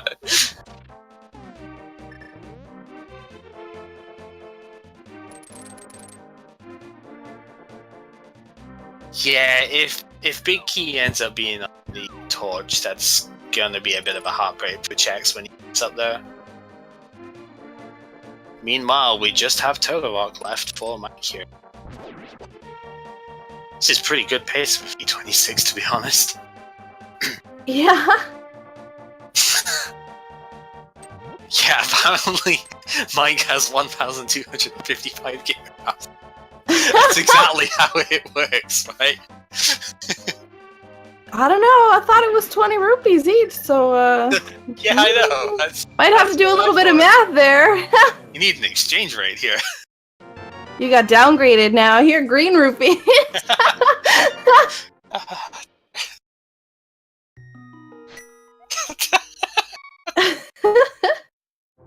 Oh dear. Such is the way.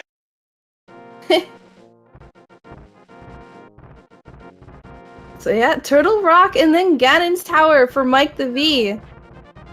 And Chex is gonna pick up his flute right here, which is going well. Once the dead rock gets out of the way, there we go.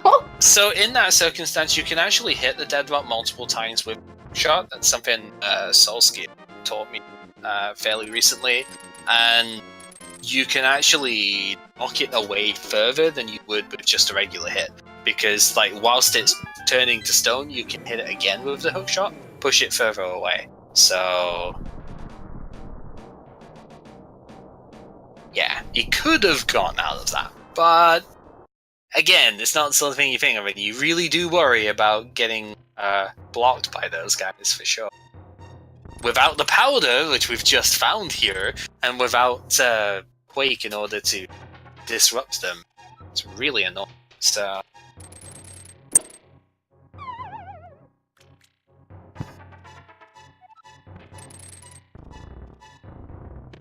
Yeah, and it's the flute in the hookshot cave that is gonna bring Chex to the next item that he needs.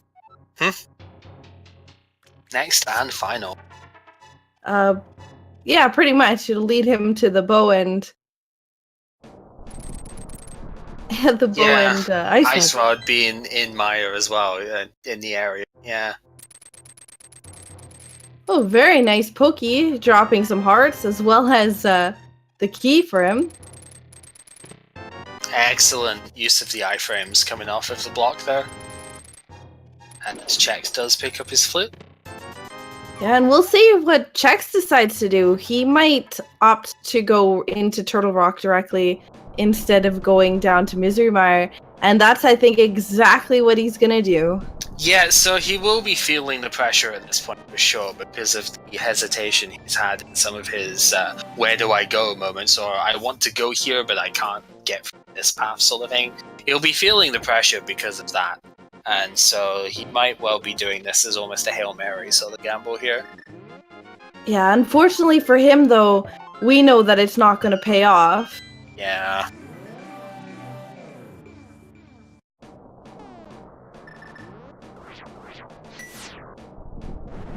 I mean, I don't blame Chex for this at all. I think I said before I would probably do the same thing here, so... Oh yeah, absolutely.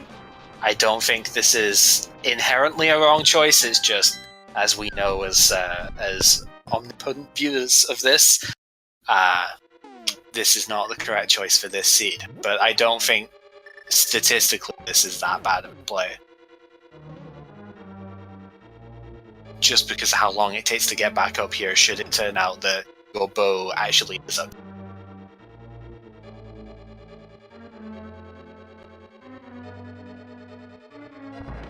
So Mike getting a little bit of love from the big chest there. Yeah, I definitely agree with him not taking the chance on Key being not in that chest.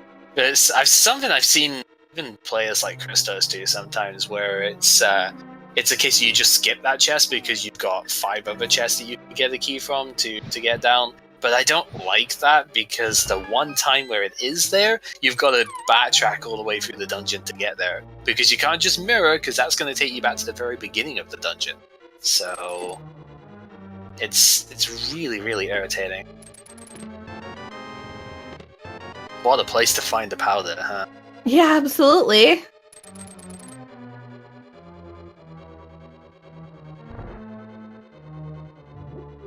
We got laser skip room here with fire shield, so he'll actually be doing the laser skip. And there's that key he was looking for. Perfect gamble from Mike. Gets him exactly what he's looking for. So the nice thing about what Chex is gonna do is that because there was a small key on the Blazer Bridge anyway, he's gonna have to do most of this dungeon no matter what. So even though this is gonna look really slow and is gonna look really annoying because he's gonna have to backtrack up here, he was gonna have to do that anyway. So having to basically full clear all the dungeon, the only thing that he will do that's extra will be getting, I think, is a small key in the big key chest here and doing Mimic Cave, which is, in the grand scheme of things, not anywhere near as big of a time deficit as it could have been if all the small keys were at the start of the dungeon. On Mike employing some really good strats here on Trinex, getting the back kill here. I still love that play. I'm sorry. As well as the fact that he's grabbing onto the wall to reduce the iframe so that he gets less lag. That's actually impressive. Yeah.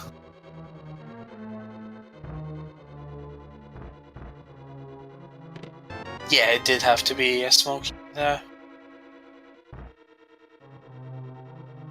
I love that hookshot dash out. I don't always get it for some reason. I just love seeing the play there. Looks so good. Gotta go fast. That's what it says if the boots are on the pedestal. Yeah. Unfortunately, have seen it firsthand. Oh yeah. We've seen it in the weekly as well, actually.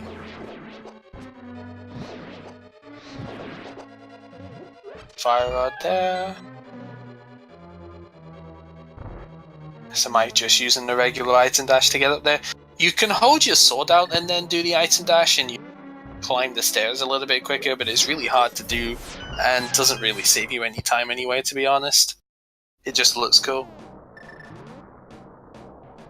Alright, so Mike is not opting to do the right side play that most of us do nowadays. That's interesting. Just going pure left side even though he gets the key. Nothing wrong with that whatsoever. He might be doing the skeleton room first and then opting to go back to right side. Oh, was that Quake that that was definitely Quake. Oh well. At least we know where it is now. So, Chex might actually think that that could be what is Maya, which would be interesting. It's a shame it wasn't actually, because that would have been really fun. Someone's hoping for trolls. It's more I just like to see the plays get awarded, you know? So, the logic behind going right side if you get a key is mostly because of the relative speed doing that side. If you are good at getting the torch puzzle done quickly and you're decent enough with the Cadence Samaria and the room past that, you can get right side done in like less than a minute. And you get all of those chests there, and if it turns out the big key is not there, you can just get the small key from the next room and walk back and just do left side. So, in comparison, if the big key is on right side and you do all of left side first, that is a massive time dump. But if the key's on the left side and you do the right side first, it's comparatively much less of a cost to it. Takes a little bit of practice so that you can make sure you get that room down quickly, because otherwise there's diminishing returns if you aren't fast at doing that room. But definitely worth it. Yeah, absolutely. So we'll get to see what's in these other chests here. Oh, butter sword. That's nice. It's nowhere near as big a jump as it could have been with Master Sword to Tempered, but that is still nice. And Nothing 300 else rupees, here. so looks like he's gonna save and quit out, but he should, there you go. Hopefully go to the light world first. Yes. Because he's gonna want to go down, save and quit, go to Kakariko, activate his flute. Yeah, that would be the hub. So, again, good awareness there, because it's very easy to think, oh, I've not done aggro, or I don't have the mirror, or whatever. So that's a specific combination that puts you in the dark world when you save Commander.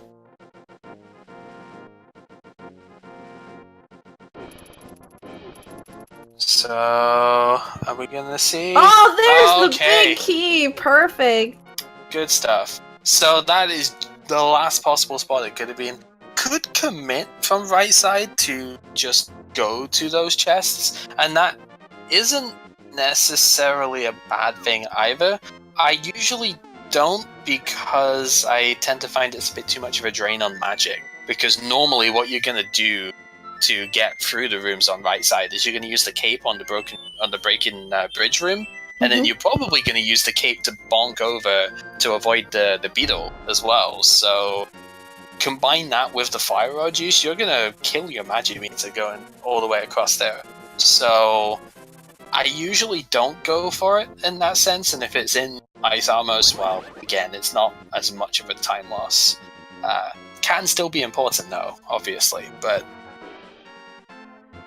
in this case, Mike's play definitely was the right one overall. Ooh, unfortunately, the first shot there, missing all the enemies. They did not move up the ramp as fast as he would have liked them to. Yeah. But still making really quick work of the gauntlet. This is where I just adore the fire rod way too much, because the fire rod is so good at killing a lot of these guys. Ooh. These horsehead guys. They just will not move with how you want them to. Not getting the dash at the start. Yeah, there's a lot of damage taken here. This is probably a pretty unsatisfying gauntlet for Mike here, by his normal standards. Which means it's still better than like 90% of us, but you know. Yeah, I still don't think he's gonna powder. Actually, if you powder that anti-fairy, it gives you a completely different Lanmolis pattern. What is he trying to do with that? Gets two of them, just one more Lanmolis remaining, and Nice. gets it. Perfect. And Chex is about to pick up his ice rod here. Yep, so we're just checkerboard cave away from go mode for him. He barely has enough magic to get into Misery Maya here. He does, just, I think. But that'll pretty much be all of his remaining magic. It's the one disadvantage of having done all of the stuff at Turtle Rock, is that you lose pretty much all of your magic here. Great check doing this before the dungeon though, because now he can go mode the dungeon. Whereas if he went for Maya first, this is something it's worth keeping an eye on actually with the rooting of the players. If he did the dungeon first, he'd have to get every single item. But now he's picked up his go mode items, so he can just go rocketing through this dungeon. Once you navigate the maze enough to actually work out how to get there from that side. Surprisingly difficult.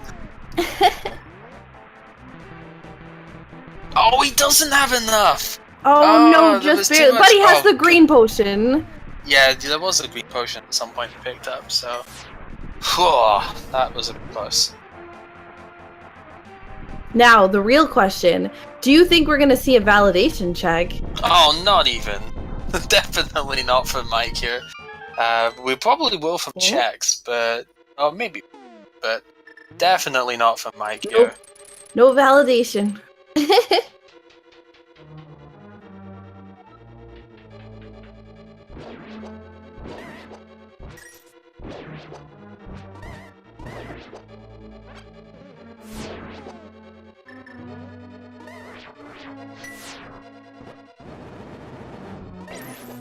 Alright, so Agnim 2 fight here. Ooh, gets a single on the first. Not the greatest of patterns, but we've seen very nicely done. Double there. And I've just realised I had the race open at the start, but it seems my live split is closed, so I don't actually have the SRL times here. So, oh well. They're not particularly far out from what we see here anyway, but I'm not actually in the race chat anymore, so I won't be able to Say hi to them. We know Mike is not gonna give an interview. It's okay. I gotcha. I'm in it. Good. At least one of us has to be competent, right? Alright, looks like Mike is going into the Ganon fight with Tempered Sword Silver Arrows. He should make very quick work of this.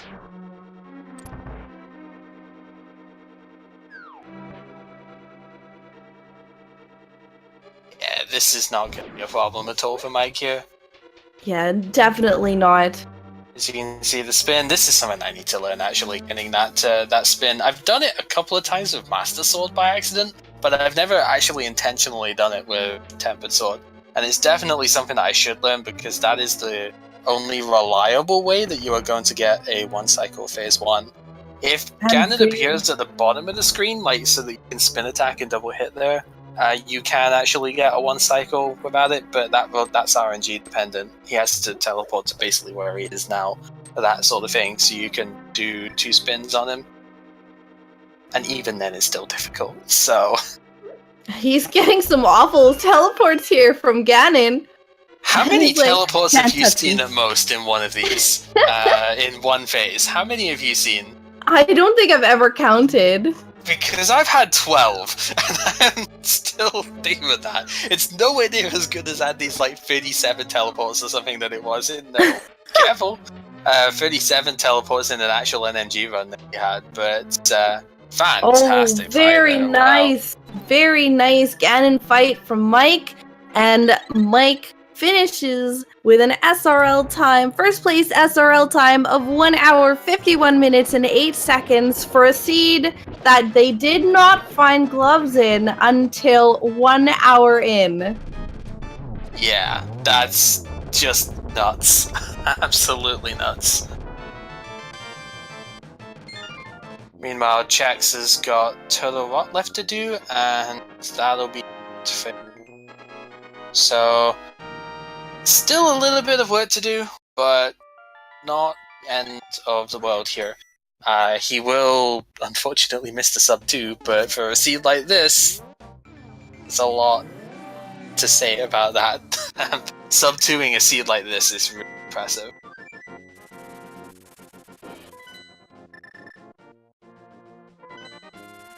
Oh, he's got Easton to do as well. I didn't even know about that.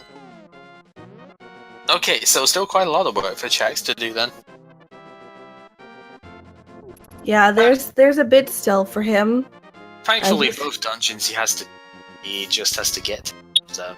He's already got all the chests in them, so it's just go to end and dungeon.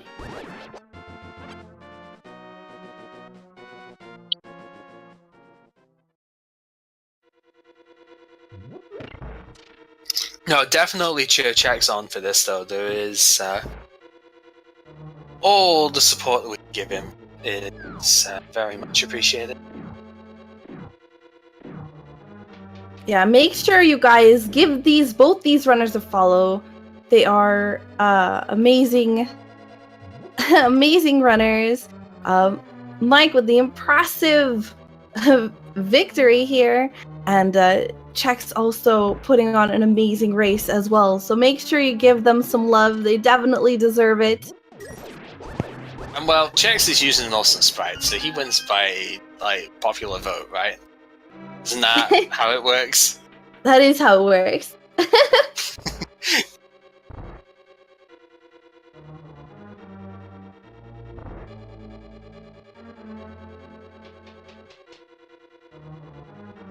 Oh, what a seed though. Both of the seeds that I've been around for today just been absolutely insane for their own separate reasons.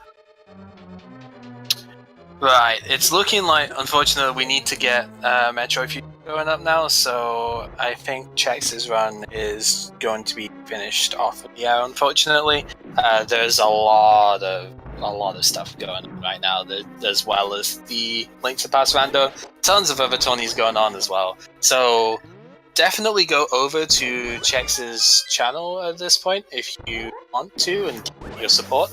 There's also another race that's happening on Speed Gaming 3 starting basically right now. So And that is a place I need to go to get the follow link for as well. So definitely go for that. Willard commentating that one as well, if I remember rightly. So very good. The kind of kid. Yeah, definitely go and give Chex some support as well. He might not read until afterwards because Tony chat rule stuff, but he'll see it when he's done. Definitely go ahead and do that, and we shall see you for more Link to the Past later. But till then, enjoy the Metroid if you are sticking for that. Enjoy the rest of Chex's run if you go over to see him. And yeah, I've been Gamer Cal. And I'm Sakura Tsubasa. And that'll be it for us. Thank you very much for watching, and take care. Bye, guys.